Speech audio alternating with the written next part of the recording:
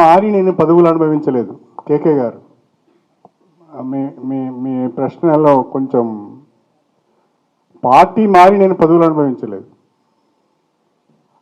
Party ద్వారానే నాకు పదవులు వచ్చినాయి. నేను అనుభవించలేదు. వచ్చిన ప్రతి అవకాశాన్ని, వచ్చిన ప్రతి పదవిని ఉమ్మడి జిల్లా అభివృద్ధికి, స్టేషన్ గన్పూర్ నియోజకవర్గ అభివృద్ధికే ఉపయోగించాను తప్ప నా స్వార్థం కొరకు భూ కబ్జాలకు పాల్పడలేదు, సెటిల్మెంట్లు చేయలేదు, లేకుంటే కాంట్రాక్టులు చేయలేదు, అవినీతికి పాల్పడలేదు. నా పరిధిలో నేను ఉన్నాను కాబట్టే ప్రజలు నన్ను ఆశీర్వదిస్తూ వచ్చారు. లేకుంటే నాకు ఈ స్థాయి వరకు వచ్చే అవకాశం కూడా లేదు.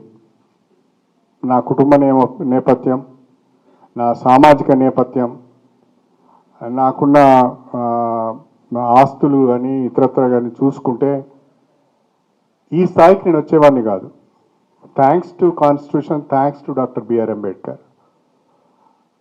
ఆ రాజ్యాంగంలో కల్పించిన రిజర్వేషన్లు, అంబేద్కర్ కల్పించిన రిజర్వేషన్ల ద్వారా వచ్చిన ప్రతి అవకాశాన్ని వినియోగించున్నా కాబట్టే పిలిచి నన్ను డిప్యూటీ సీఎం చేశారు. నేను పోయి అడుక్కొని లాబింగ్ చేసుకుంటే డిప్యూటీ సీఎం ఇయ్యలే నాకు. నన్ను పిలిచి ఢిల్లీ నుంచి రమ్మని, నీ అనుభవం మాకు అవసరము, నీ తెలివితేటలు మాకు అవసరము, నువ్వు రా ఢిల్లీ నుంచి అని చెప్పి పిలిచి నన్ను డిప్యూటీ సీఎం చేశారే తప్ప